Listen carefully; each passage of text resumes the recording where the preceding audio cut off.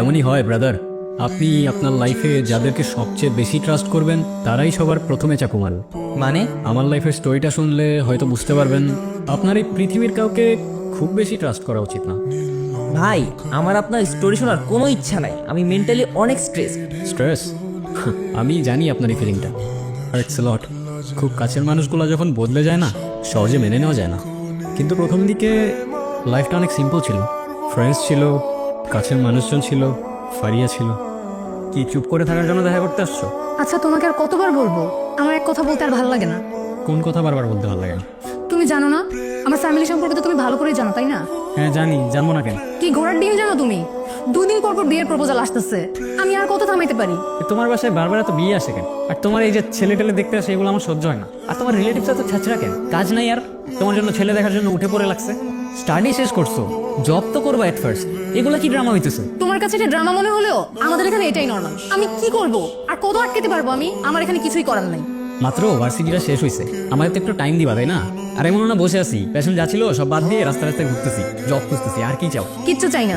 পারলে ভালো একটা জব ম্যানেজ করো, আর না হলে এই রিলেশনশিপ ভাঙতে একটু টাইম লাগবে। সন্ধ্যা হতে এখনো অনেক সময় বাকি, কিন্তু তখন আমার হাতে সময় ছিল খুব অল্প। ও প্রতিদিনই আমাকে বলতো একটা জবের জন্য ট্রাই করতে, তাও ভালো স্যালারির। 50-60 হাজারের নিচে তো ওর ফ্যামিলি সওদা করবে না। প্রতিদিন একটা করে মেন্টাল প্রেশার, কবে ফারিয়াকে আবার দেখতে আসে এই বুঝি আমার থেকে ওকে নিয়ে গেল। মনের মধ্যে সবসময় একটা ভয় কাজ করতো, কারণ আর যাই হোক আপনি যাকে ভালোবাসেন তাকে অন্য কেউ টাচ করবে, এটা মেনে নেওয়া সত্যিই পসিবল হয় না। লাইফ কখন সবচেয়ে বেশি কমপ্লিকেটেড হয় জানেন? যখন আপনার চোখে হাজারটা স্বপ্ন, কিন্তু আপনি মিডল ক্লাস থেকে বিলং করেন। আর এটা একটা মিডল ক্লাস ছাড়া কেউ ফিল করতে পারবে না। তোমাকে রাতে কতবার কল দিছি আমি? কল পিক করো নাই কেন? আর এতগুলো যে মেসেজ দিছি, একটা মেসেজেরও রিপ্লাই করো নাই কেন? তুমি খালি তোমার দিকটাই দেখতেছো। তুমি ভালো করেই জানো আমি কেন রিপ্লাই করতে পারি নাই। আমার সিচুয়েশনটাও তো একটু দেখো। ও, আমি আমার দিকটা দেখতেছি। তুমি আমাকে সেলফিশ প্রুভ করতে চাইতেছো, তাই না? আমি তোমার সেলফিশ কখন বললাম? প্লিজ কথাগুলোরে এমনি তুমি টুইস্ট করো না।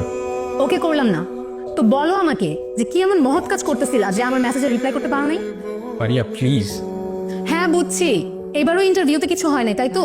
জবটা হয়েই গেছিল, কারণ আমার এক্সট্রা স্কিল হিসেবে গ্রাফিক্স ডিজাইনটা ছিল, কিন্তু স্যালারি 12,000 টাকা। এখন পর্যন্ত জবটা হওয়ার চান্স আছে। আমি কি করবো? আমার একটু সাজেশন দাও না। কি, তোমার মাথা খারাপ হয়ে গেছে? তুমি আমাকে জিজ্ঞেস করতেছো সাজেশন দিতে, আর 12,000 টাকা? 12,000 টাকা দিয়ে কি হয়? আমি কি করবো আমি বুঝতেছি না।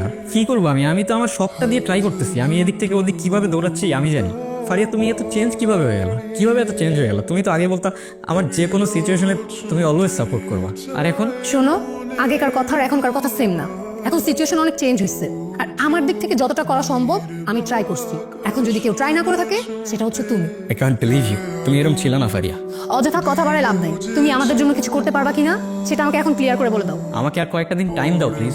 I am sorry. পরশু আরেকটা ইন্টারভিউ আছে, কোম্পানিটা ওয়েল নোন আর স্যালারিটাও ভালো, আর ওদের সবগুলা রিকোয়ারমেন্টের সাথে আমার স্কিলগুলোও ম্যাচ করে। আই হোপ জবটা হয়ে যাবে। এটাই কিন্তু শেষ। আর মনে রাখো, একটা হ্যান্ডসাম স্যালারি মানে 50-60 হাজার টাকা, এমন না হলে কিন্তু আমার বাসা থেকে মানবে না। আচ্ছা, আমাদের নেক্সট কবে দেখা হবে? যদি জবটা পাও শুধুমাত্র তাহলেই দেখা করতে এসো, আদারওয়াইজ এটাই আমাদের শেষ দেখা। দিন দিন লাইফটা অনেক কমপ্লিকেটেড হয়ে যাচ্ছিল। সব কিছু কেমন যেন আমার এগেইনস্টে চলে যাচ্ছিল।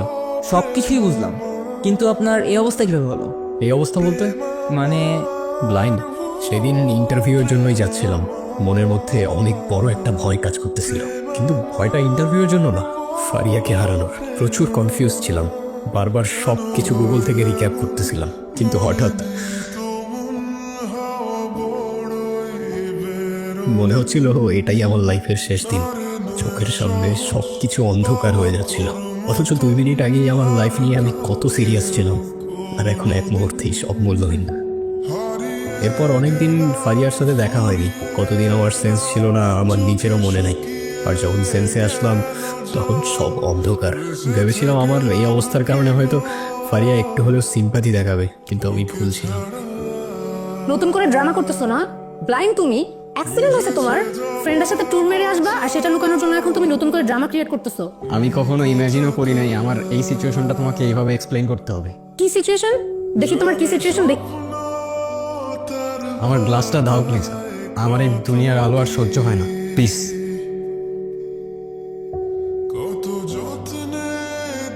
এখন আর কিছু বলবা তুমি?